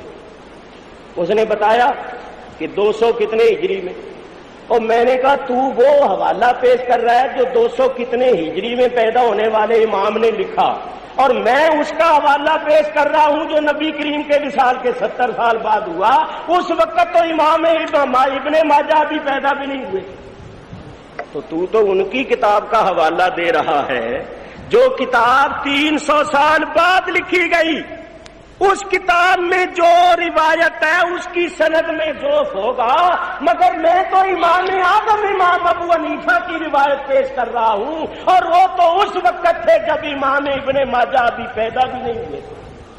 تو ابن ماجہ کی روایت کو لیے پھر میں تو امام اعظم کی روایت کو پیش کر رہا، اور امام اعظم تو 80 ہجری میں ہوئے، اور ابن ماجہ جو ہے وہ کتنے سو بعد ہوا، تو وہ خاموش ہو گیا۔ تو اصل میں بات یہ ہے حنفیوں، اپنے مذہب میں بالکل شک نہ کرو، کیونکہ ہمارے امام کا جو مذہب ہے وہ ہے جو انہوں نے اپنی آنکھوں سے تابعین حضرات کو کرتے ہوئے دیکھا، اور تابعین نے صحابہ کو اور صحابہ نے نبی پاک کو۔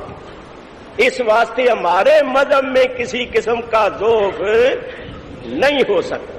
یہ تو ظاہر روایت کو لیتے ہیں، یہ تو ظاہر حدیث کو لیتے ہیں، اور ہم کہتے ہیں کہ ہمارے امام صاحب کی سند میں تو کسی قسم کا ذوق ہے ہی نہیں، کیونکہ وہ نبی کریم علیہ الصلوۃ والسلام کے بہت قریب ہوئے۔ 4 امام ہوئے نا، امام مالک، امام شافعی، امام احمد بن حنبل، ان چاروں میں سے ہمارے امام صاحب تابعی ہیں، باقی 3 حضرات ائمہ تابعی نہیں، لیکن ہم ان سب کو مانتے ہیں۔ ہمارے نزدیک چاروں مذہب حق ہیں، لیکن ہم حنفی ہیں، ہم امام صاحب کے مذہب کو ترجیح دیتے، کیونکہ ہمارے امام اعظم پڑھے، جس دن ہمارے امام اعظم کا وصال ہوا اس دن امام شافعی پیدا ہوئے۔ اور امام مالک کیا کہتے تھے؟ کسی نے پوچھا امام مالک سے کہ آپ نے امام ابو حنیفہ کو دیکھا ہے؟ انہوں نے کہا ہاں دیکھا ہے۔ ان کے علم و فضل کے متعلق آپ کا کیا خیال ہے؟ تو امام مالک نے فرمایا امام ابو حنیفہ وہ عالم شخص ہے، اتنا عالم ہے کہ یہ جو پتھر کا ستون ہے نا، اگر وہ کہہ دے کہ یہ سونے کا ہے تو وہ اپنے علم و فضل کے زور سے دلائل کے ساتھ ثابت کر سکتا ہے کہ یہ سونے کا ہے۔ یہ اس کے علم و فضل کا حال ہے۔ اور امام شافعی سے پوچھا گیا تو امام شافعی نے فرمایا کہ سارے فقیہ حضرت امام ابو حنیفہ کی اولاد کی مثل ہے۔ امام ابو حنیفہ سارے فقہا کے باپ ہیں۔ امیر المومنین فی الحدیث حضرت عبداللہ بن مبارک، حضرت عبداللہ بن مبارک کون ہے؟ جن کا لقب ہے امیر المومنین فی الحدیث، امام بخاری اور امام مسلم کے استاد الاستاد۔ وہ فرمایا کرتے تھے کہ امام ابو حنیفہ کا قیاس نہ کہو، امام ابو حنیفہ کا اجتہاد نہ کہو، رائے نہ کہو، قرآن اور حدیث کی شرح کہو۔ اور ان کا یہ شعر ہے، بعض فرماتے ہیں امام شافعی کا شعر ہے، بعض فرماتے ہیں حضرت عبداللہ بن مبارک کا شعر ہے۔ وہ فرماتے ہیں فلعنت ربنا اعداد رمل علی من رد قول ابی حنیفہ۔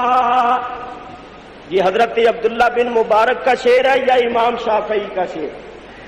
کیا شعر کا مطلب ہے کہ اس شخص پر زمین کی ریت کے ذروں کے برابر خدا کی لعنتیں ہوں جو امام ابو حنیفہ کے قول کو مردود کہے۔ امام ابو حنیفہ رضی اللہ تعالیٰ عنہ وہ ہستی ہیں کہ امام شافعی جب امام صاحب کے روضے پر آتے تھے، امام شافعی کو جب کوئی مشکل کوئی حاجت پیش آتی تھی تو امام صاحب کے روضے پر حاضر ہوتے تھے، حاضری دیتے تھے، دعا مانگتے تھے اور فرماتے تھے اس کی دعا اور اس کے مزار پر حاضر ہونے سے میری مشکلیں آسان ہوتی ہیں۔ تو جب تک امام صاحب کے روضے پر رہتے نا تو وہ اپنے اجتہاد پر عمل نہیں کرتے، اپنے فتوے پر عمل نہیں کرتے تھے، بلکہ امام صاحب کے مذہب پر عمل کرتے تھے۔ کسی نے پوچھا حضرت فتویٰ تو آپ کا یہ ہے لیکن یہاں آ کر آپ مذہب حنفی کے مطابق عمل کرتے ہیں۔ سبحان اللہ، ان لوگوں میں نفسانیت نہیں، للہیت، خلوص ہی خلوص تھا. تو امام شافعی فرماتے میں اس کے مزار پر آ کر احتراماً اپنے مذہب کو چھوڑ کر اس کے مذہب پر عمل کرتا ہوں تاکہ اس کی روح خوش ہو. میں یہاں آ کر احتراماً اس کے فتوے پر عمل کرتا ہوں تاکہ اس کی روح خوش ہو. میں اپنے مذہب اور اپنے اجتہاد کو چھوڑ دیتا ہوں. تو وہ لوگ سراپا خلوص تھے. ہمارا یہ مسلک ہے کہ چاروں مذہب حق ہیں. ہم چاروں ائمہ کا نام لے کر کہتے ہیں رضی اللہ تعالیٰ عنہ، اس لیے کہ ان کا اختلاف فروعات میں تھا، اصول میں نہیں تھا، اور ان میں کوئی وہابی نہیں تھا. نبی کریم کے سارے ہی ماننے والے، ادب اور تعظیم کرنے والے تھے، بلکہ اتنا ادب اور اتنا تعظیم کرتے تھے کہ صرف ایک بات میں عرض کروں، سیدنا امام مالک رضی اللہ تعالیٰ عنہ، قربان جائیے، بات کرنی آسان ہے، عمل کرنا بڑا مشکل ہے. ہم 8 دن عمل نہیں کر سکتے. ان علماء کرام سے پوچھو، حضرت امام مالک رضی اللہ تعالیٰ عنہ مدینے شریف میں رہتے، ساری عمر مدینے میں گزاری، مگر مدینہ منورہ میں رہتے تھے. ساری زندگی مدینے شہر کی حد کے اندر کبھی پیشاب پخانہ نہیں کیا تھا. بولو ہم عمل کر سکتے ہیں؟ 8 دن نہیں کر سکتے. فرماتے تھے رسول اللہ کے شہر کے اندر بولو براز کرنا یہ ادب کہتے ہیں. ہم خدا کی قسم 8 دن عمل نہیں کرتے. ساری زندگی انہوں نے اس طرح گزاری. کبھی چارپائی پر نہیں سوئے، کبھی سواری نہیں کی گھوڑے کی. فرماتے تھے مجھے شرم آتی ہے میں اپنے گھوڑے کے سموں سے اس سرزمین کو روندوں جہاں سرکار دو عالم چلتے پھرتے. ادب کا یہ عالم تھا. دیکھو ادب کا یہ عالم تھا کہ مدینے شریف کی گلیوں میں چلتے تھے تو درمیان میں نہیں چلتے، دیوار کے ساتھ لپٹ لپٹ کے چلتے، کنارے دیوار کے ساتھ لگ لگ. کسی نے کہا حضرت اتنی کشادہ گلی ہے آپ درمیان میں کیوں نہیں چلتے؟ تو فرماتے تھے ان گلیوں میں رسول اللہ صلی اللہ علیہ وسلم چلتے تھے تو آپ تو درمیان میں ہی چلتے ہوں گے نا. تو میں درمیان میں اس لیے نہیں چلتا کہ کہیں میرا پیر اس جگہ پر نہ آ جائے جہاں سرکار کا پیر لگا ہے. اللہ یا جہاں سرکار کے پیر لگے ہیں وہ جگہ پیر رکھنے کی نہیں، وہ جگہ تو آنکھوں کے ساتھ لگانے کی ہے، وہ جگہ تو چومنے کی ہے. یہ تھا ادب ان لوگوں کا. اختلاف تھا فروعات میں، جس طرح جس کی سمجھ میں بات آئی اس نے بیان کیا. اللہ تعالیٰ سب سے راضی ہے، مگر وہ بے ادب نہیں تھے، بڑے ادب والے. بس آخری بات ان کی، کہاں رہتے تھے امام مالک؟ مدینہ طیبہ. اور مدینہ طیبہ سے مکہ قریب 300 کتنے میل، لوگ ہزاروں میل سفر کر کے جاتی ہیں، مگر امام مالک نے صرف ایک حج کیا. حج کے زمانے میں مدینے سے باہر نہیں جاتے. لوگ کہتے حضرت حج کا زمانہ ہے سارا شہر جاتا ہے آپ نہیں جاتے. تو فرماتے حج کرنا ایک بار فرض ہے، وہ میں نے ادا کر لیا. اب میں مدینہ چھوڑ کر اس لیے نہیں جاتا کہ کہیں مدینے سے باہر مجھے موت نہ آئے. مدینے کے باہر مجھے موت نہ آئے، موت آئے تو مدینے میں آئے اور میں سرکار کے قدموں میں دفن ہو جاؤں. یہ تھا ان کے ادب کا حال. تو میرے بزرگوں اور دوستو، یہ جو لوگ ہیں نا یہ ہیں غیر مقلد. یہ تو کسی امام کو بھی نہیں مانتے، یہ تو تقلید کرنے کو ہی شرک کہتے ہیں. ان کا کیا واسطہ؟ ہمارے نزدیک چاروں مذہب حق ہیں، لیکن ہمارے نزدیک ترجیح ہے مذہب حنفی کو. حضرت امام اعظم امام ابو حنیفہ رضی اللہ تعالیٰ عنہ ہمارے امام. بس 1-2 باتیں رہ گئی ہیں وہ ختم کرتا ہوں. سنو ذرا امام صاحب کی شان پاک سنو. اللہ اکبر. حضرت امام صاحب کی شان میں ایک بزرگ، کتاب کا نام ہے تذکرۃ الاصفیاء. تذکرۃ الاصفیاء کے اندر جہاں امام صاحب کا انہوں نے ذکر کیا ہے وہاں یہ بیان کیا ہے.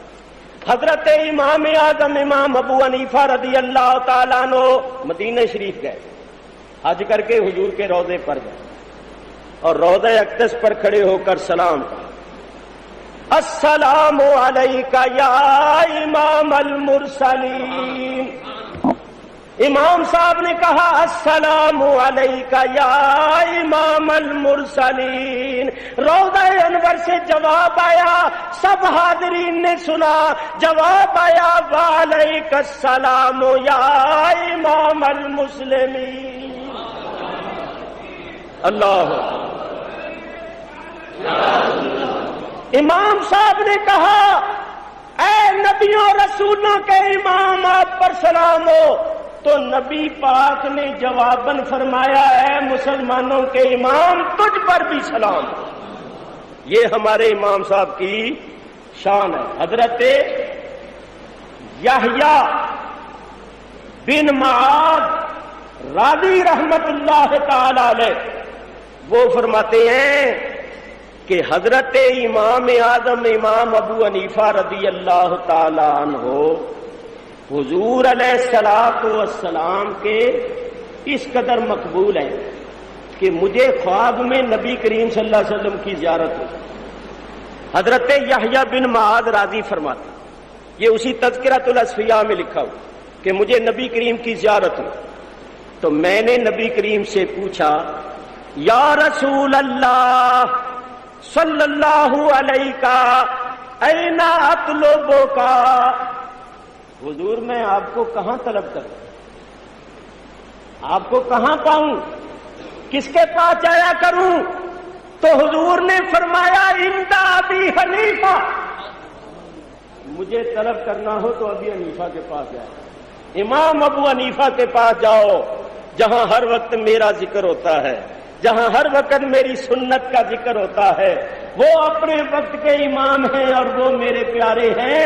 اگر مجھے ڈھونڈنا ہو پانا ہو تو ان کے پاس جاؤ. صوفیاء کرام میں بہت بڑے ایک ولی کامل ہوئے حضرت خواجہ محمد پارسا رضی اللہ تعالی، بڑے کامل اکمل ولی اللہ ہوئے. وہ فرماتے ہیں امام اعظم کا وجود نبی کریم علیہ الصلوۃ والسلام کے معجزات میں سے ایک معجزہ ہے. تو اللہ تعالیٰ نے ہم پر کتنا کرم کیا. ہمارا رسول ہے تو رسول اعظم، ہمارا رسول ہے تو رسول اعظم، اور ہمارا صدیق ہے تو صدیق اکبر، ہمارا فاروق ہے تو فاروق اعظم، ہمارا امام ہے تو امام اعظم، اور ہمارا غوث ہے تو غوث اعظم. اللہ اور ہماری جماعت ہے سواد اعظم. اسی واسطے وہ سواد اعظم بن رہے دھوکہ دینے کے لیے. انہوں نے خود ایک مخصوص مکتوب جاری کیا اپنے مولویوں کے نام خفیہ، اور وہ گیا پکڑا. اس کے اندر انہوں نے لکھا ہے کہ اپنے آپ کو سواد اعظم کہلاؤ اور اس کا چرچا کرو تاکہ سنی لوگوں کو لوگ سواد اعظم نہ کہہ سکیں اور اس طرح عوام کو ہم دھوکہ دے سکیں. تو وہ سواد اعظم نہیں، وہ تو سواد اعظم ہے. یا ان کو کہہ دو فساد اعظم. سواد اعظم اہل سنت و جماعت ہم ہیں. تو میں کیا عرض کر رہا تھا کہ ہمارے فاروق اعظم، ہمارے امام اعظم، ہمارے غوث اعظم، اور ہماری جماعت جو ہے وہ سب سے بڑی جماعت یعنی سواد اعظم، وہ تو نقلی سواد اعظم بن گئے لوگوں کو دھوکہ دینے کے لیے. کیونکہ اہل سنت و جماعت کی عقائد کے مسلمہ عقائد کے خلاف ان کے عقیدے. کسی سنی نے یزید کو امیر المومنین، خلیفہ راشد اور امام عادل نہیں کہا تھا، اور حضرت امام حسین کو کسی نے آج تک فسادی اور خدا رسول کا دشمن اور فتنہ پرور نہیں کہا تھا. یہ ٹولہ تو یزید کو امیر المومنین کہتا ہے اور حضرت امام حسین رضی اللہ تعالیٰ عنہ کو یہ فسادی کہتے ہیں اور فتنہ پرور اور تفرقہ باز کہتے ہیں. یہ عقیدے اہل سنت کے نہیں ہیں. جب ان کے عقیدے اہل سنت کے نہیں ہیں تو یہ تو اہل سنت بھی نہیں، سواد اعظم کیسے ہو سکتا؟ تو بہر صورت میں نے آپ حضرات کے سامنے قرآن کی آیتیں، حدیثیں اور حضرت امام اعظم امام ابو حنیفہ کے علم و فضل کی چند باتیں، ان کا تابعی ہونا اور ان کے چند فضائل اپنے شکستہ الفاظ میں پیش کیے ہیں۔ میں حضرت مولانا محمد حسن صاحب حقانی سے اور دوسرے علماء کرام سے معذرت خواہ ہوں کہ میں وقت کچھ زیادہ لے گیا، مجھے نہیں چاہیے تھا کہ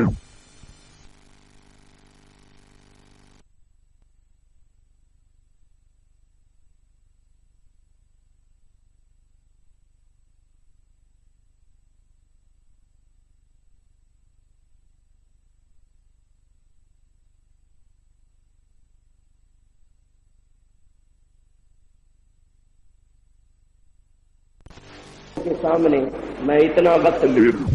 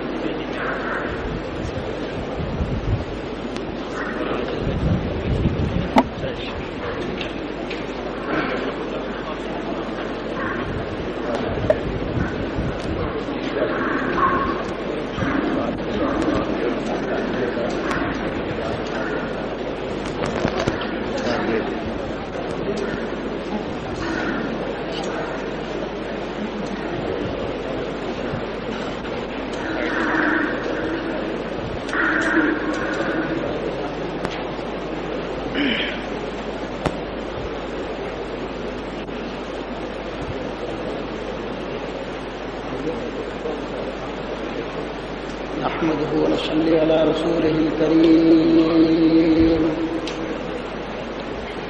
وعلى آله وأصحابه أجمعين.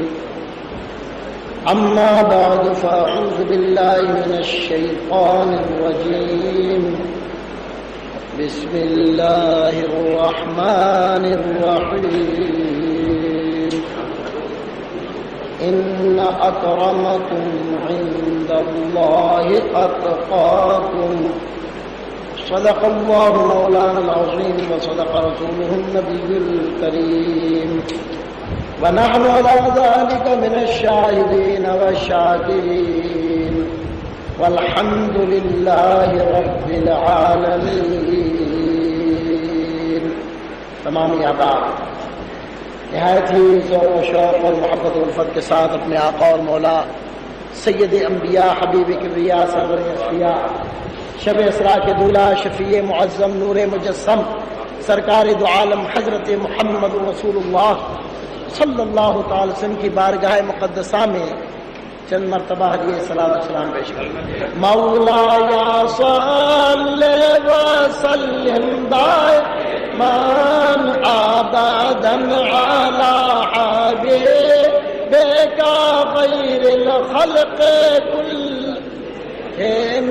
مولا یا صلی وسلم دائما ابدا علی حبیبک خیر الخلق کل.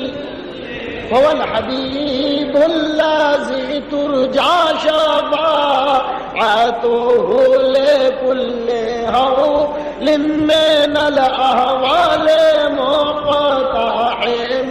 مولاي صل وسلم دائما أبدا على حبيبك خير الخلق كل. یا اکرم الخلق مالی من آلو زو بہی سیوا کا عند حلول الحادث العمامی. مولاي صل وسلم دائما ابدا على حبيبك خير الخلق كل.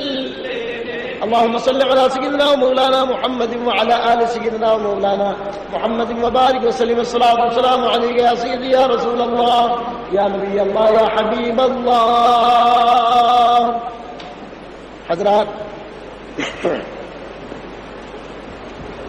خطیب اہل سنت رئیس المقررین حضرت مولانا محمد شفیع صاحب اکاڑوی مدد العالی کے خطاب کے بعد اس فقیر کو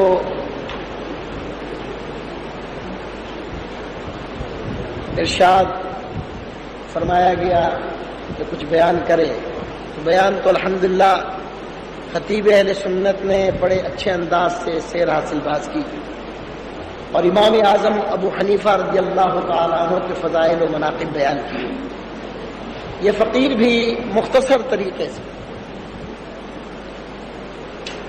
اس کے بارے میں دو ایک باتیں عرض کرتا ہے. اللہ تبارک و تعالی مجھ کو، آپ کو، سب کو مذہب حق، مذہب اہل سنت و جماعت میں استقامت عطا فرمائے اور امام اعظم سراج الامہ امام اعظم ابو حنیفہ رضی اللہ تعالی عنہ کے فیض و برکات سے مالا مال. یہ کانفرنس حضرت امام اعظم رضی اللہ تعالی عنہ کی یاد میں منعقد ہوئی ہے. ہمارے امام اعظم رضی اللہ تعالی عنہ جنتی امام ہے، اس میں کوئی شک نہیں. اس لیے کہ امام اعظم رضی اللہ تعالی عنہ تابعی ہے، صحابہ کرام کی زیارت کی ہے، جیسے کہ خطیب اہل سنت نے ان واقعات کو بیان کیا. امام اعظم ابو حنیفہ رضی اللہ تعالی عنہ میں جو سب سے بڑا کمال، جہاں علمی کمالات تھے، وہاں عملی طور پر سب سے نمایاں مقام امام اعظم ابو حنیفہ رضی اللہ تعالیٰ عنہ کا یہ تھا کہ وہ اعلیٰ درجے کے متقی اور پرہیزگار تھے، شریعت و طریقت کے امام،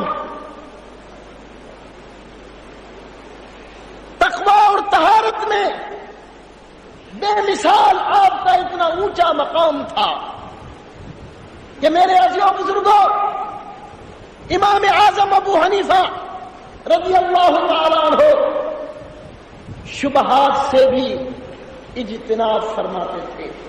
تقوی اور طہارت کا یہ عالم تھا امام اعظم ابو حنیفہ رضی اللہ تعالی عنہ. ایک مرتبہ امام اعظم ابو حنیفہ رضی اللہ تعالی عنہ ایک جنازے میں شامل ہوئے. لوگ جنازے کے بعد دیوار کے سائے میں کھڑے ہو. امام اعظم ابو حنیفہ رضی اللہ تعالی دھوپ میں کھڑے رہے. لوگوں نے عرض کیا کہ امام، سب لوگ سائے میں ہیں، آپ بھی اس سائے میں، اس دیوار کے سائے میں کھڑے ہو جائیں. دھوپ بڑی سخت ہے، گرمی ہے، اور آپ دھوپ میں کھڑے ہیں، لوگ سائے کی تلاش میں ہیں اور دیوار کے سائے میں کھڑے ہیں. حضور، یہاں آپ بھی دیوار کے سائے میں کھڑے ہو جائیں. تو امام اعظم رضی اللہ تعالیٰ نے فرمایا کہ میاں، اس شخص پر جس کی یہ دیوار ہے، میرا اس کے اوپر قرض ہے، میرا اس کے اوپر یعنی اس کے اوپر میرا قرض ہے، یہ میرا مقروض ہے. تو میں نہیں چاہتا کہ جب میرا جو مقروض ہو میں اس سے کسی قسم کا فائدہ حاصل کروں، حتیٰ کہ اس کے دیوار کے سائے سے بھی میں فائدہ حاصل نہ کروں. حالانکہ دیکھیے، شرعی طور پر مسئلہ جو ہے سود کا، کہ کسی کو قرض دے کر اس سے کوئی منفعت حاصل کی جائے یا اس پیسے کچھ مزید پیسہ لیا جائے، یہ شرعاً سود ہے.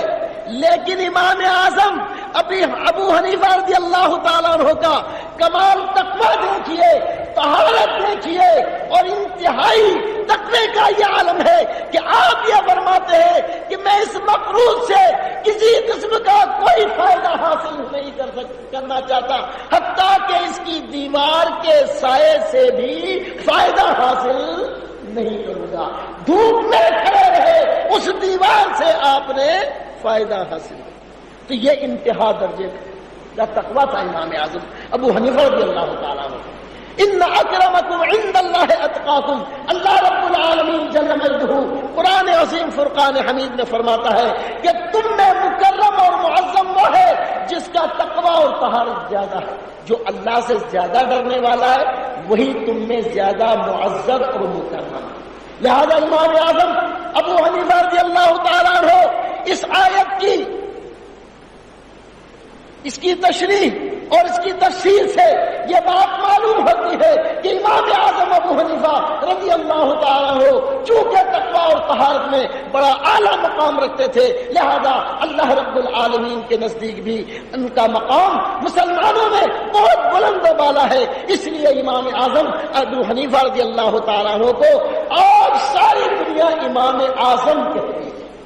اور بڑے بڑے مسئلے، میں اس کی تفصیل میں جانا نہیں چاہتا، نہ اتنا وقت ہے کہ میں اس کی تفصیل عرض کروں۔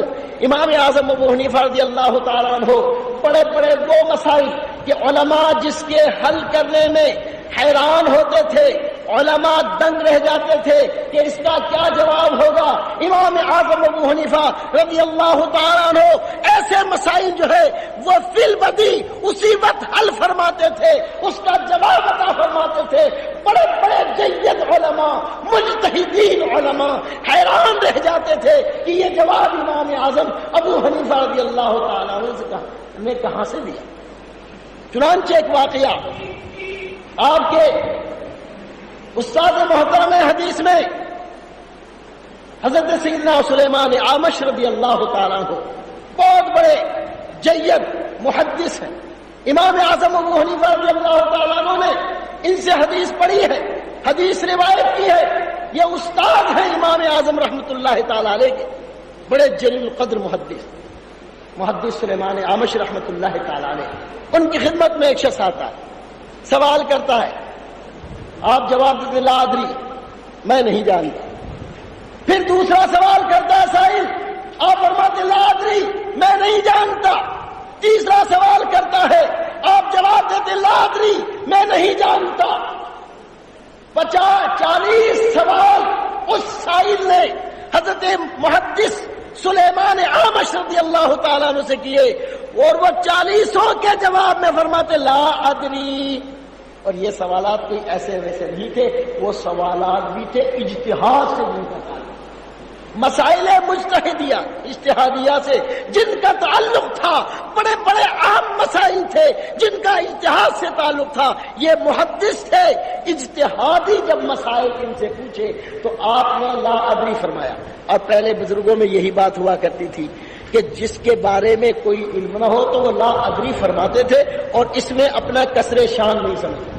آج یہ دور آ گیا کہ تھوڑا بہت پڑھ لیا اور اگر اس سے سوال کیا تو اس کو نہیں آتا، اس نے کہا اگر میں لا ادری کہہ دوں گا کہ میں نہیں جانتا تو لوگ کہیں گے یہ خامخواہ مولوی بنتا ہے، یہ تو مولوی نہیں، اس کو تو کچھ آتا ہی نہیں۔ تو اب اپنی گویا اس بات کو، اپنی خفت کو مٹانے کے لیے، اس ندامت کو مٹانے کے لیے شریعت کے مطابق، چاہے اس کو جواب آتا ہو یا نہ آتا ہو، وہ اپنی سمجھ سے، اپنی فہم سے وہ اس کا جواب الٹ سلٹ دے دیا کرتے۔ تو اس قسم کے لوگ آج کل بہت ہو گئے، ذرا سے مسائل کے بارے میں ان سے پوچھو تو وہ جب نہیں آتا ہے تو پھر بھی الٹے سیدھے جوابات دے دیتے ہیں، خود بھی گمراہ ہوتے ہیں، دوسروں کو گمراہ کرتے ہیں۔ مگر وہ حضرات فرماتے ہیں کہ یہ بھی ایک علم کی دلیل ہے، یہ بھی علم میں سے ہے کہ کوئی شخص کسی بات کو نہ جانتا ہو تو یہ کہہ دے لا ادری، میں نہیں جانتا۔ اس میں اس کی کسر شان یا کوئی سبکی نہیں ہے، کوئی شرمندگی نہیں ہے۔ یہاں بڑے بڑے جید علماء کسی مسئلے کے بارے میں لا ادری کہتے ہوئے جھجک محسوس نہیں کرتے تھے، شرمندگی محسوس نہیں کرتے تھے۔ تو سلیمان اعمش رحمۃ اللہ تعالی علیہ نے ان 40 مسائل جو اجتہادیہ تھے سب کے بارے میں بلا تکلف فرما دیا لا ادری، میں نہیں جانتا۔ اب وہی سائل امام اعظم ابو حنیفہ رضی اللہ تعالیٰ عنہ کی خدمت میں حاضر ہوتا ہے اور وہ سوال کرتا ہے، آپ 40 سوالوں کا جواب دے دیتے ہیں، ایک کے بارے میں بھی لا ادری نہیں فرماتے۔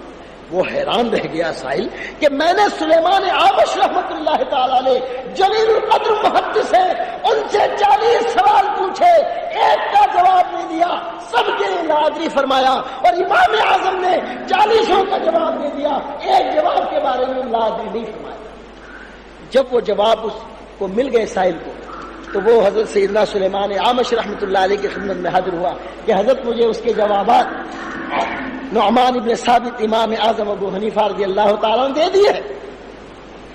تو جب وہ سوالات کے بارے میں جب جوابات سنے تو حضرت سلیمان اعمش رحمت اللہ تعالیٰ علیہ حیران رہ گئے کہ ان 40 کا جواب ابو حنیفہ نے دے دیا۔ کہا حضور انہوں تو کتنے سادہ تھے، کس قدر خوش ہوئے۔ شاگرد نے ان سوالوں کا جواب دیا، استاد خوش ہوتا ہے۔ آج کل یہ معاملہ ہے کہ اگر شاگرد کوئی بات کر دے استاد اب تو یہ میرا بھی مقابلہ کرنے لگا ہے، استاد جو ہے وہ ناراض ہو جاتے ہیں۔ حالانکہ استاد کو خوش ہونا چاہیے کہ میرا شاگرد اتنا قابل ہے، لائق ہے۔ وہ امام اعظم ابو حنیفہ رضی اللہ تعالیٰ عنہ کو داد تحسین دیتے ہیں، امام اعظم کے یہاں آتے ہیں اور امام اعظم ابو حنیفہ رضی اللہ تعالیٰ عنہ سے ارشاد فرماتے ہیں، ان کی پیشانی کو چوم کر فرماتے ہیں، اے امام اعظم، اے نعمان ابن ثابت، تم نے 40 سوالوں کا جواب دے دیا، میں نے ہر سوال کے جواب میں لا ادری کہا ہے، تو تم نے کہاں سے جواب دیا؟ میں حیران ہوں تم نے کہاں سے جواب دیا۔ عرض کیا حضور وہ میں نے جوابات جو دیے وہ انہی حدیثوں سے دیے جو آپ سے سنی تھی۔ اللہ اکبر، ذرا غور فرمائیے، حدیثیں بھی وہی ہیں، روایتیں بھی وہی ہیں جو سلیمان اعمش روایت کر رہے ہیں، اور امام اعظم اپنے استاد سے وہ روایت سننے کے بعد اس حدیث سے استدلال کر کے اجتہاد فرما کر ان کا جواب دیتے ہیں، اور سلیمان اعمش روایت فرمانے والے استاد ان چونکہ مجتہد نہیں تھے ان کو وہ جواب نہیں آیا تو لا ادری فرما دیا، امام اعظم نے انہی حدیثوں سے جواب دیا۔ تو محدث اعمش سلیمان اعمش رحمت اللہ علیہ حیران رہ گئے، کہنے لگا اچھا ان حدیثوں سے تم نے ان سوالوں کا جواب دیا ہے؟ عرض کیا ہاں انہی حدیثوں، اور پھر بتایا کہ اس حدیث سے میں نے اس طرح جواب دیا، اس حدیث سے یہ مسئلہ نکلتا تھا، میں نے یہ جواب دیا۔ تو جب یہ باتیں سنی امام اعظم ابو حنیفہ رضی اللہ تعالیٰ عنہ کی زبان سے تو حضرت سلیمان اعمش رحمت اللہ علیہ گلے سے لگا لیتے ہیں، سینے سے لگا لیتے ہیں، پیشانی کو بوسہ دیتے ہیں اور کہتے ہیں، کیا پیاری بات حضرت سیدنا سلیمان اعمش رحمۃ اللہ علیہ فرمایا نحن معاشر المحدثین نحن العطارون وانتم یا معاشر الفقہاء انتم الاطباء وانت یا ابا حنیفہ اخذت بکلا الطرفین۔ فرمایا محدثین کی جماعت، ہم محدثین کی جماعت، ہم تو عطار کی طرح سے ہیں، جیسے عطار جو ہے وہ کوئی دوا کسی نسخے میں ہو تو وہ پہچان لیتا ہے یہ فلاں دوا ہے، یہ فلاں دوا ہے، اور اس دوا کی وہ تشخیص کر لیتے ہیں، دوا کو پہچان لیتے ہیں۔ لیکن جو طبیب ہے وہ دوا کی خاصیت کو سمجھتا ہے، دوا کی فائدے کو پہچانتا ہے، اس کی تاثیر کو سمجھتا ہے۔ تو فرماتے ہیں ہم محدثین کی جماعت، ہم تو عطار کی طرح سے ہیں، اور اے مجتہدین کی فقہاء کی جماعت تم تو اطباء کی طرح ہو کہ ان کے خواص کو بھی جانتے ہو۔ وانت یا ابا حنیفہ اخذت بکلا الطرفین، اور اے امام اعظم ابو حنیفہ تم محدث بھی ہو اور فقیہ بھی ہو، تم نے دونوں طرفیں لے لی ہیں، یعنی تم اعلیٰ درجے کے محدث بھی ہو اور اعلیٰ درجے کے مجتہد بھی ہو۔ تو یہ مقام ہے ان کا، جن کے استاذ ان کی تعریف کریں تو پھر ان کا کتنا پایا علمی ہوگا۔ میرے عزیزو بزرگوں، ہمیں امام اعظم ابو حنیفہ رضی اللہ تعالیٰ عنہ کے ساتھ عقیدت اور محبت ہے، اس لیے کہ ہم ان کے مقلد ہیں، اور صرف یہی نہیں کہ مقلد الصلاة والسلام على أفضل الأنبياء والنبيين حبيبنا وسيدنا وسندنا ووسيلتنا وشفيعنا محمدا عبده ورسوله أما بعد فأعوذ بالله من الشيطان الرجيم بسم الله الرحمن الرحيم فاسألوا أهل الذكر إن كنتم لا تعلمون. معزز علماء کرام وحاضرین مجلس، حضرت امام ابو حنیفہ رضی اللہ تعالی عنہ کے متعلق علماء کرام کے بیانات آپ سن چکے ہیں، اس میں مزید کسی اضافے کی ضرورت نہیں ہے، لیکن وہ ایک عربی شعر ہے، اگرچہ کسی نے کہا تو کسی اور کے لیے ہے، لیکن ابو حنیفہ رضی اللہ تعالی عنہ پر بھی وہ منطبق ہوتا ہے۔ وہ فرماتے ہیں اعد ذکر نعمان لنا فإن ذکرہ کلما کررتہ یتزوع. نعمان کا ذکر بار بار کرو، جب بار بار کرو گے تو نئی نئی خوشبو آئے گی۔ تو اس لیے امام صاحب کے متعلق مختصر وقت میں کچھ آپ کو عرض کروں۔